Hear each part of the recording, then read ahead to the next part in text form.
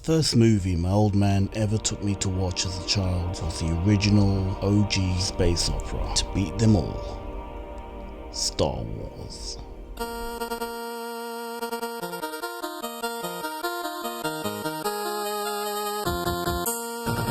First time I'd ever been in the cinema. It was a completely new experience for me. I think there were maybe, 2 or 3 other people in the cinema at that time, so I'm guessing it was a lunchtime showing. I remember sitting down there, wide-eyed, looking up at the screen. All I kept thinking were 2 things. Who owned this big, beautiful house? And how kind it was of them to allow us to watch a movie in their front room. More importantly, how was I going to fit that big old screen into my old man's car to take home and put on my bedroom wall? Pretty sure that was more than 2 things. Who cares? Roll the intro already. 501, drop me a fat beat.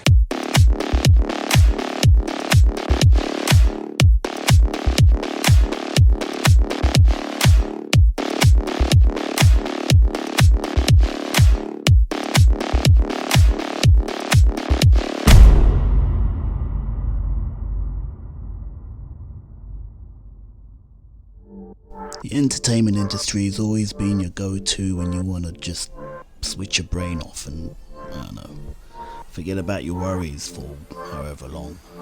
Problem with some of the entertainment today is, well... I need you to fix his suit. The suit is literal perfection. It will be. When it fits a woman. It's not very entertaining. I mean, the name's all the same, but I don't know. Some things... well, different. And whilst for the life of me I can't seem to put my finger on what that is, there's no escaping today's world. Things aren't what they used to be. Now, back in the day, one word that was always synonymous with the word entertainment was escapism. No. Not quite. Now, quick search. And...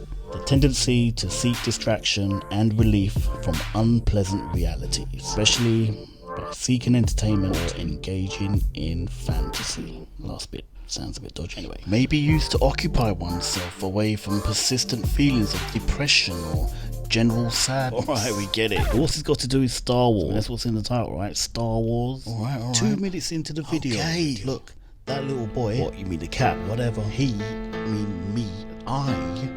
I was able to escape the woes of everyday life, being transported to another place, another world, another time. Multiply my experience by a couple million other children, and it's no small wonder the franchise is in the state it's currently in today.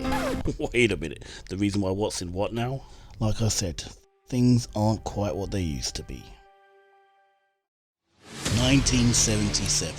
The year George Lucas released a small independent movie on the unsuspecting public that would later go on to become a global box office phenomenon. Star Wars is an epic tale that spans generations. You didn't have to be white, black, male, female, young or old to identify with its universal themes of destiny, family, love, purpose, good overcoming evil. It gave us the lot.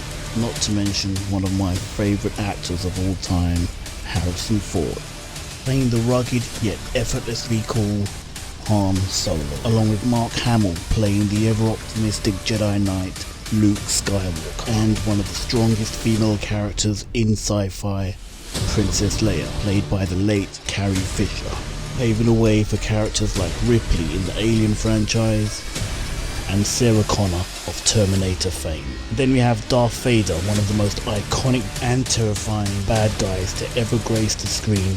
And then lastly, in my mind, the coolest weapon ever invented, yet to be invented. Are you threatening me, Master Jedi? The lightsaber.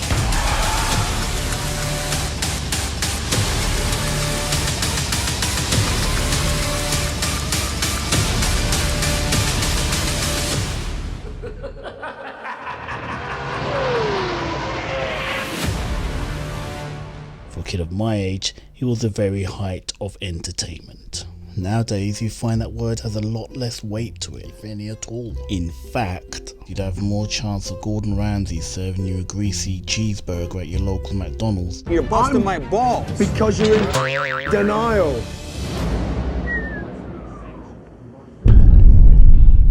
finding actual entertainment in today's entertainment. Well, what do you find? Anything but politics, social justice, messaging. Don't get me wrong, that stuff's always been in. But whereas before it was more cleverly done, i.e. satire. Anyone? Anyone? Now it's pushed so far into the forefront there's hardly room for anything else. How dare you! Alright, just saying. But maybe I am getting a bit off topic here. So back to Disney Star Wars. Back in 2012, Disney bought Lucasfilm for a whopping $4 billion. What the f***? 2.2 billion in cash, 1.8 billion in stock. Now it took 6 years for Disney to earn back that money, which according to this article, CNBC, was a well-deserved pat on the back for the mega corporation. Hold that thought. Now, the article does explain that those receipts don't include the cost of making those movies, promoting those movies, but then counters that argument by reminding us that it doesn't include the theme park rides or the toy merchandising. Oh yes, the theme park ride. But truthfully, this being opening 2 weeks, that now it's been open to the public, I'm not noticing a crazy amount of crowds. Nowhere near to what Pandora looked like. And it is actually not that busy. I am surprised. Millennium Falcon Smuggler's Run right now is sitting at a 65-minute wait. If I'm being honest, I thought it would be at, 120 minutes. That is crazy because this place was so busy during reservations. And now it's like, I'm not sure if you can see this. It's very leisurely here.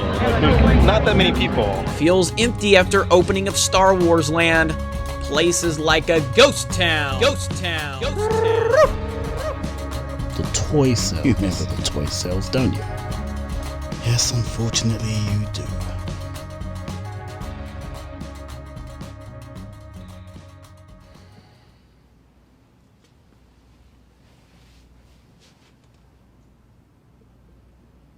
Now, for a company already in a spot of financial trouble, what now? According to online articles, as of May the 5th, Disney's long-term debt sits at over $42 billion, on top of a current debt of over $12 billion, bringing a total of nearly $55 billion. Not so much a pat on the back as a kick in the...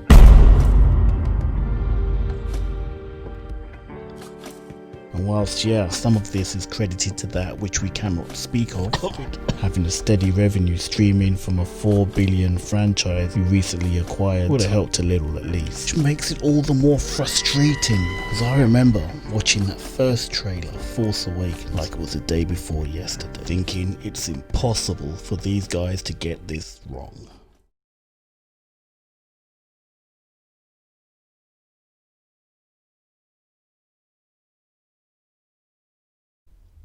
Oh, this is gonna be good. This is gonna be good. I know it is. I can't wait. Yeah, it's so excited. Oh, what the f*** are you doing, man? Just have a brother spring up on the screen like that. What words? What doing your franchises? That being said, bold choice. Black lead, stormtrooper, comical sidekick droid. Where will we be without you? More stormtroopers. Check. Oh. Could be a bounty hunter, or a potential female twist on the Han Solo character. Haha, X-Wings. Always wanted to fly one of them. Oh, he looks menacing. Oh my. And that was pretty much it. All the pieces were in place. Nostalgia had well and truly kicked in. It's finally time for some good old-fashioned escapism. Alright. Pretty sure established already this wasn't the kind. Now, when The Force Awakens did come out, I didn't love it. I didn't hate it either. A bit disappointed Finn wasn't what they made him out to be honest. Then The Last Jedi came out. And I came out of that movie feeling quite numb, not knowing exactly what I watched, unable to put into words what I experienced.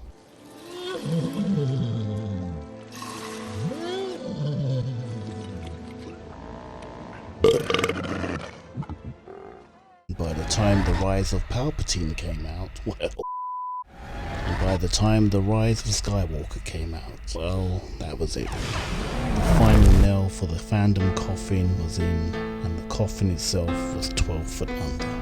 You mean 6 foot? Nope, not taking any chances. We all know what Rey can supposedly do now. Oh, come on. Oh, boy. Right then. Where did it all go wrong? Funny you should ask.